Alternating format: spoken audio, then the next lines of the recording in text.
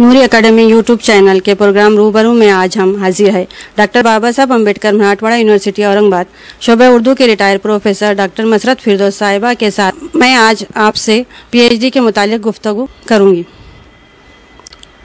अस्सलाम वालेकुम मैम, आपका मुख्तसर तारुफ और आपकी तालीमी काबिलियत के बारे में बताएं। मैं डॉक्टर मसरत फिरदौस डॉक्टर बाबा साहब अम्बेडकर मराठवाड़ा यूनिवर्सिटी में प्रोफेसर के ओहदे पर फायज थी। अभी फरवरी में मेरा रिटायरमेंट हुआ है।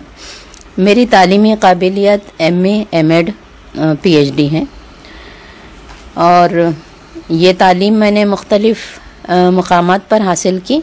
ख़ास तौर से जो स्कूल एजुकेशन था तो मेरे वालिद सरकारी ऑफिसर थे और उनके ट्रांसफ़र हुआ करते थे, इसीलिए जहाँ जहाँ ट्रांसफ़र हुआ करते थे वहीं के स्कूल में हमको दाखिल किया जाता था। तो मैंने नांदेड़, बीड़, नागपुर, मुंबई और बुल्ढाना से मैट्रिक का इम्तिहान कामयाब किया और बीए के लिए पहले नागपुर यूनिवर्सिटी में मैं ज्वाइन हुई, फिर मराठवाड़ा यूनिवर्सिटी औरंगाबाद से बीए मेरा मुकम्मल हुआ, एमए भी यहाँ पर हुआ, बीएड हुआ, एमएड हुआ और फिर पीएचडी। इस तरह से तालीम का ज़्यादा अरसा जो है मराठवाड़ा यूनिवर्सिटी औरंगाबाद से मुकम्मल हुआ है। जी, आपको इस मंजिल तक पहुंचने तक कौन कौन सी दुश्वारियों का सामना करना पड़ा? हाँ, अब ये है बेटे के, अब तो कई किस्म की दुश्वारियाँ रही। इब्तदाई तालीम के ज़माने में कभी यूँ होता था कि हमारा मीडियम ऑफ इंस्ट्रक्शन यानी तालीम, ज़रिए तालीम कभी मराठी रहा, कभी हिंदी रहा, कभी उर्दू रहा। कुछ ऐसे छोटे मकामात पर हम लोग को जाना पड़ा, मेरे वालिद साहब को, जहाँ पर उर्दू स्कूल नहीं थी। तो उस हालत में हमको हिंदी मीडियम से अपनी तालीम मुकम्मल करना पड़ी और इस तरह कहीं मराठी मीडियम का हमने साथ दिया। बुल्ढाना में जो है कॉलेज मराठी मीडियम का था, इसलिए हम लोग नागपुर से जो हमने इम्तिहान का फॉर्म मुकम्मल किया था वो हिंदी मीडियम का था।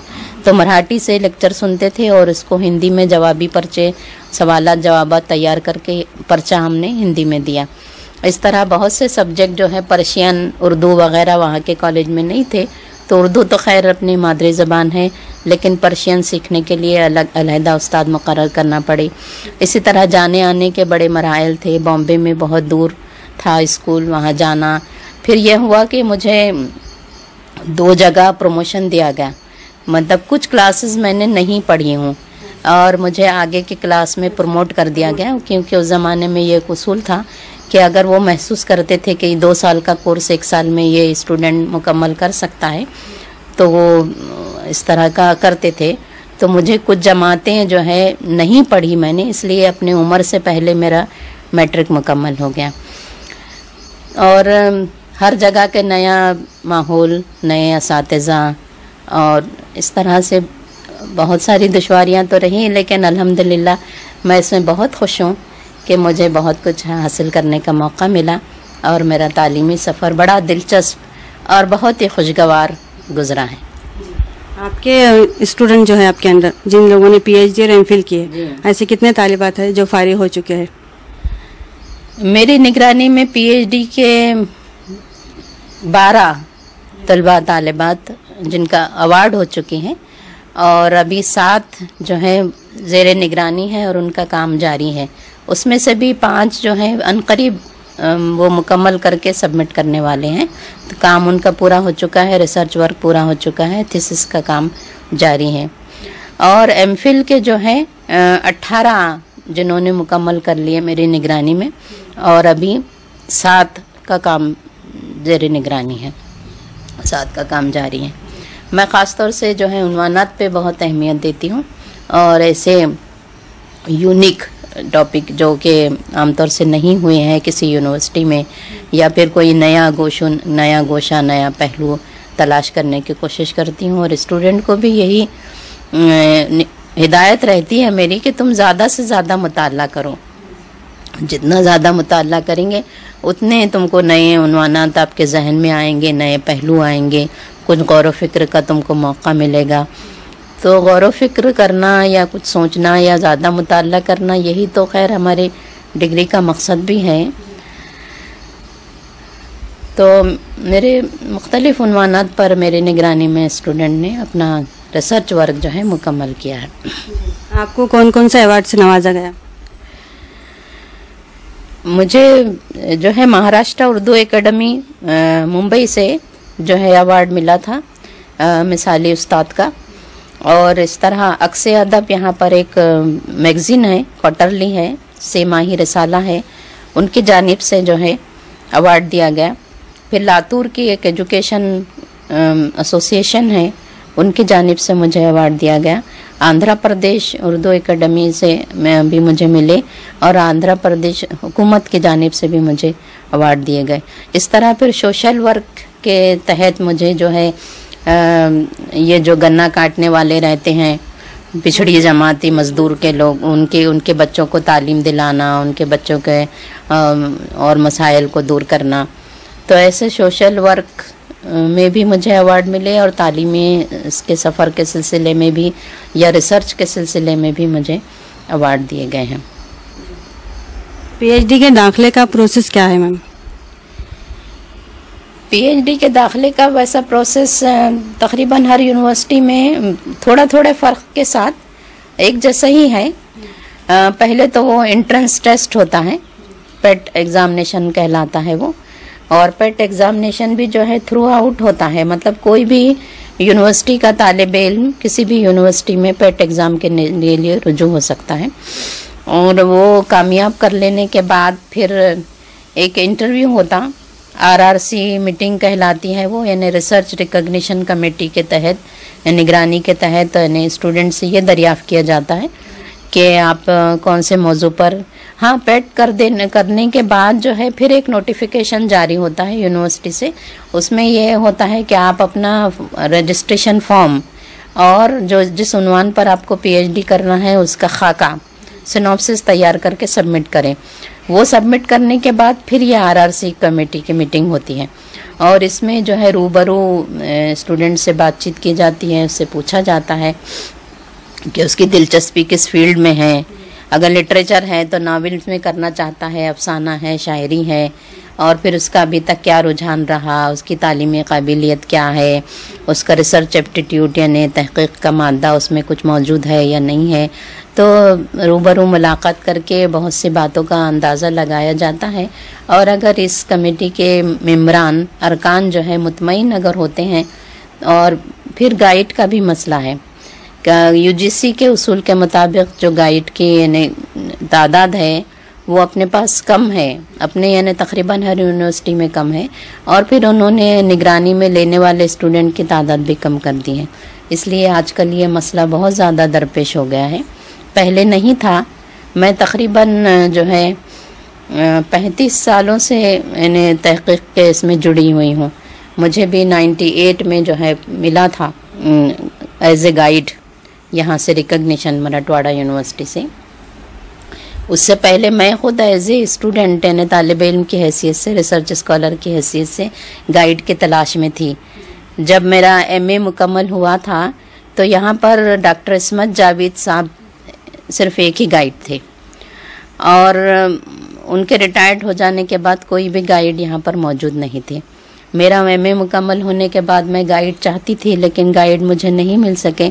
اور ڈاکٹر مجید بیدار صاحب جب یہاں پر آئے، اور پہلے ان کو 6 سال تک ان کو گائیڈ بنانے کا موقع نہیں دیا گیا، گائیڈ بننے کا، لیکن وہ مسلسل تگ و دو میں رہے، مسلسل کوشش میں رہے. اور جب وہ ایز اے گائیڈ ریکگنائزڈ ہو گئے اس یونیورسٹی سے، تو پھر میں نے ان کی نگرانی میں اپنا رجسٹریشن کروایا تھا.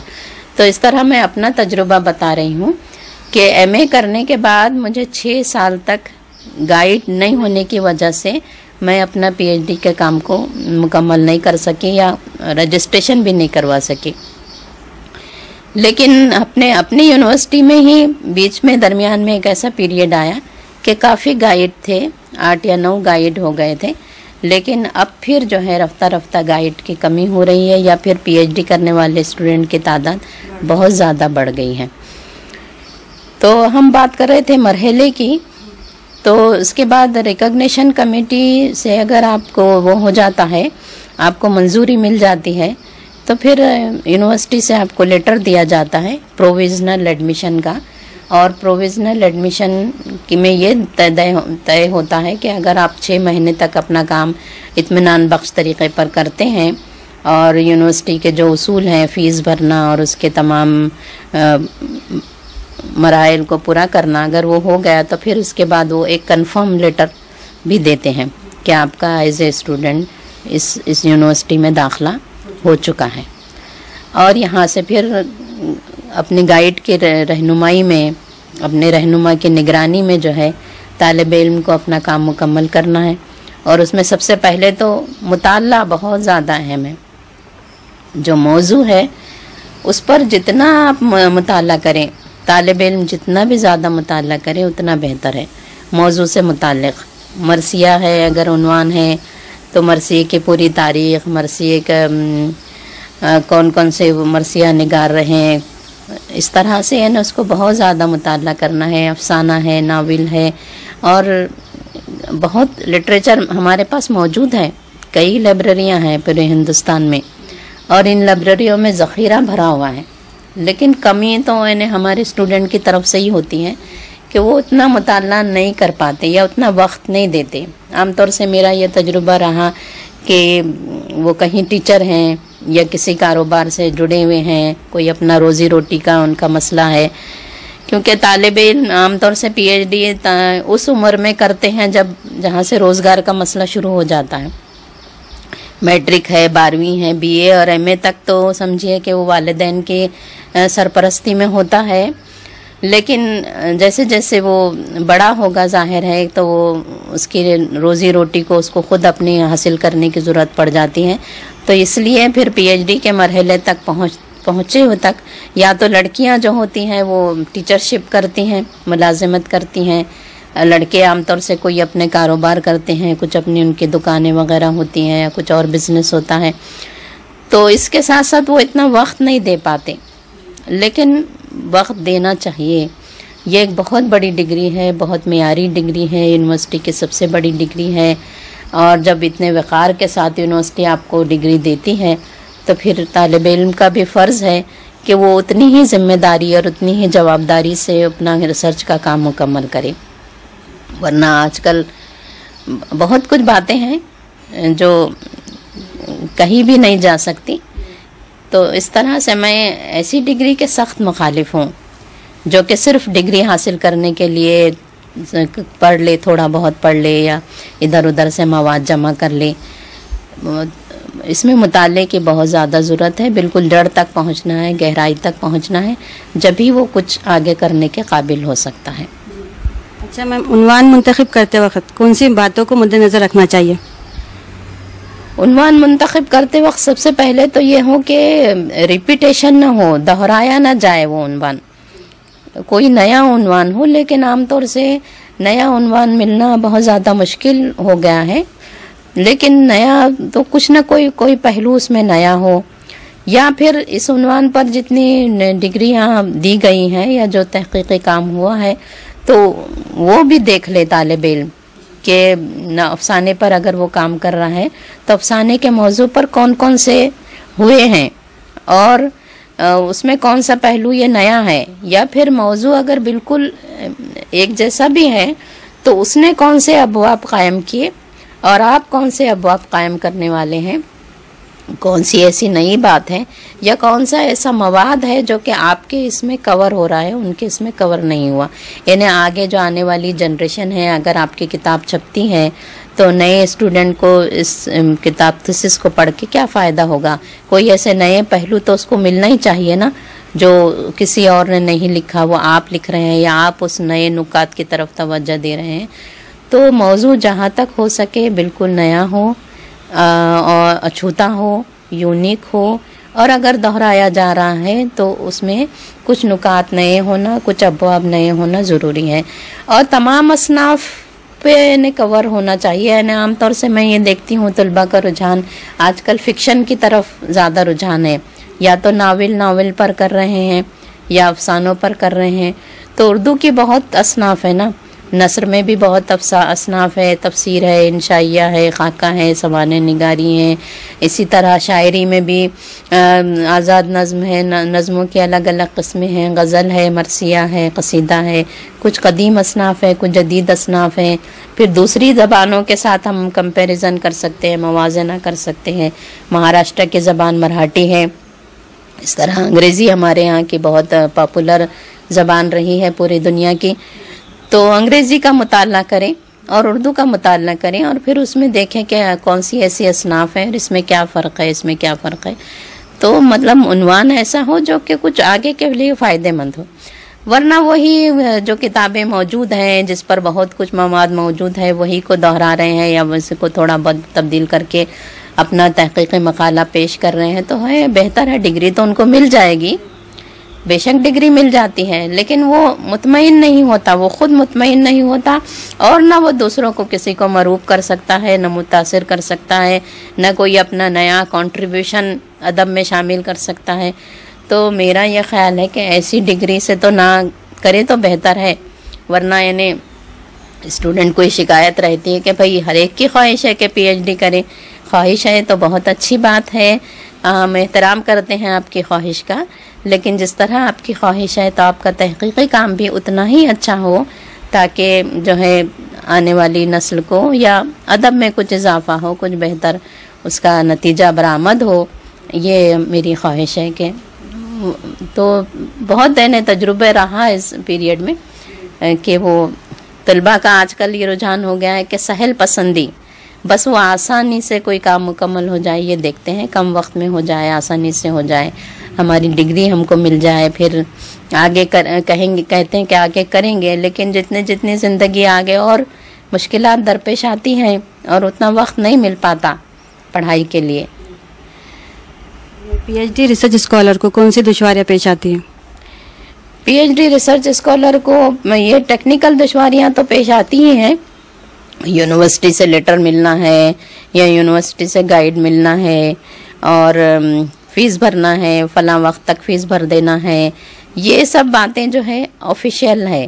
اور اس کے علاوہ پھر اس کو اپنے گائیڈ کے ساتھ مل کر جو ہے سب سے بڑا مرحلہ یہ ہے کہ اگر آپ کا گائیڈ اور آپ کے بیچ میں جو ہے انڈرسٹینڈنگ ہے، دونوں ایک دوسرے کو سمجھ رہے ہیں، دونوں ایک دوسرے کے مسائل کو سمجھ رہے ہیں، یا گائیڈ جو ہے آپ کو پوری طرح آپ کا تعاون کرنے کے لیے تیار ہے، تو یہ اسٹوڈنٹ کی بہت بڑی خوش نصیبی ہے، بہت اچھی بات ہے.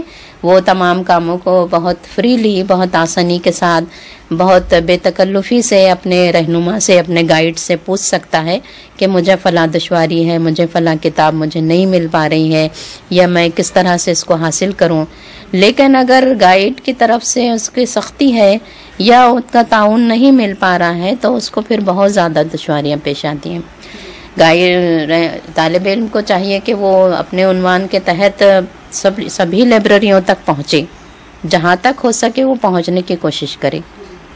اگر اس کی مالی حالت اچھی ہے اور اگر اس کو فیلوشپ وغیرہ مل رہی ہے حکومت سے، تو اس کا فرض ہے کہ وہاں تک پہنچے جہاں تک اس کو یہ مواد ملے گا. اگر علی گڑھ سے ملتا ہے، دلی یونیورسٹی سے ملتا ہے یا حیدرآباد سے ملتا ہے، تو وہاں کی لائبریریوں میں جا کر اس کو اپنا کچھ وقت گزارنا چاہیے، کچھ دن ٹھہرنا چاہیے، تمام کتابوں کا مطالعہ کرنا چاہیے. پھر زیروکس لایا جا سکتا ہے اور بھی مختلف ذرائع کے ذریعے وہ حاصل کیا جا سکتا ہے. تو یہ مواد ملنے میں بہت ساری دشواریاں طالب علم کو ہوتی ہیں، لیکن اگر اس میں خواہش ہے اور جستجو ہے، حاصل کرنا چاہتا ہے، تو پھر کوئی دشواری نہیں ہے.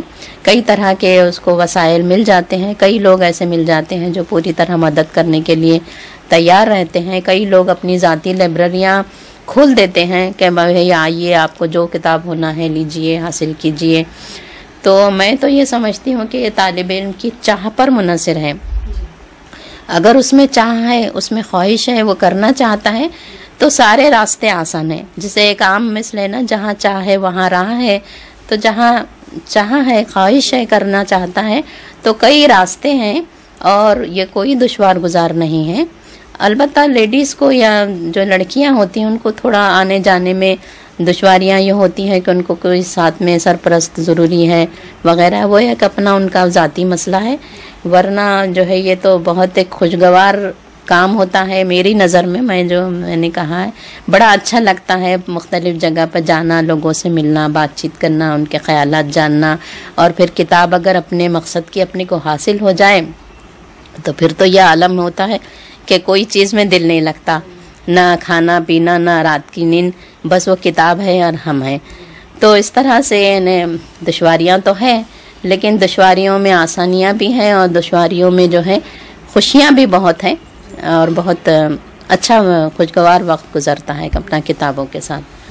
جی. اور یہ اسکالرشپ جو ہے اسکالر کو جو ملتی ہے, ریسرچ اسکالر کو, تو اس کا طریقہ کار کیا ہوتا ہے؟ اپنے پاس جو ہے یہ مولانا آزاد ریسرچ فیلوشپ ملتی ہیں, تو اس کا یہ ہے کہ جب ان کی آفس سے نوٹیفیکیشن جاری ہوتا یا سرکولر جاری ہوتا تو وہ انٹرنیٹ پر آ جاتا ہے, اور اس پر انٹرنیٹ پر ہی تمام تفصیلات رہتی, ان کا اپلیکیشن فارم رہتا, ان کی ڈیٹ رہتی کہ کون سی تاریخ تک مکمل کر کے ان کو بھیجنا ہے, اور اس اپلیکیشن فارم میں جو ہے عام طور سے وہی باتیں ہوتی ہیں کہ نام کیا ہے, کہاں کے رہنے والے ہیں, کیا ایج ہے, ابھی تک کیا ایجوکیشنل کوالیفیکیشن رہی, کیا عنوان ہے, کس موضوع پر ریسرچ کر رہے ہیں, اس موضوع پر پھر آپ کیا ریسرچ کر رہے ہیں, کون سی نئی بات پیش کر رہے ہیں, کتنے ابواب قائم کریں گے, یعنی پورا خاکہ بنا کر پیش کرنا ہوتا ہے. اور انگریزی میں یہ فارم رہتا ہے. ظاہر ہے کہ ہمارے اردو کے طالب علموں کو بھی انگریزی میں ہی فارم بھرنا پڑتا ہے, اور خاکہ جو ہے اس کو بھی انگریزی میں ہی لکھنا ہے.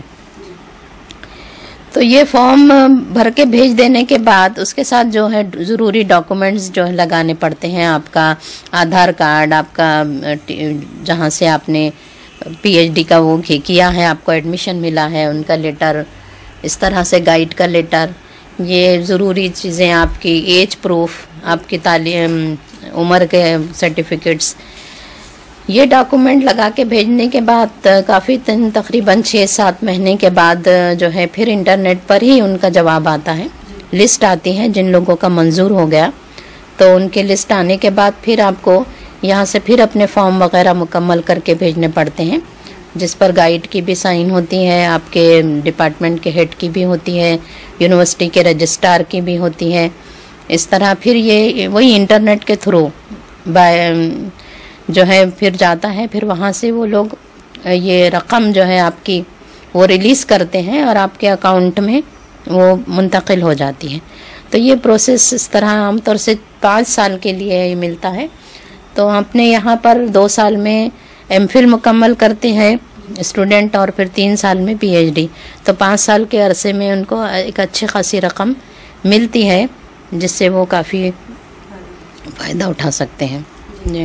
آر آر سی کی نوعیت کیا ہے اور اس میں کس طرح کے سوالات پوچھے جاتے ہیں؟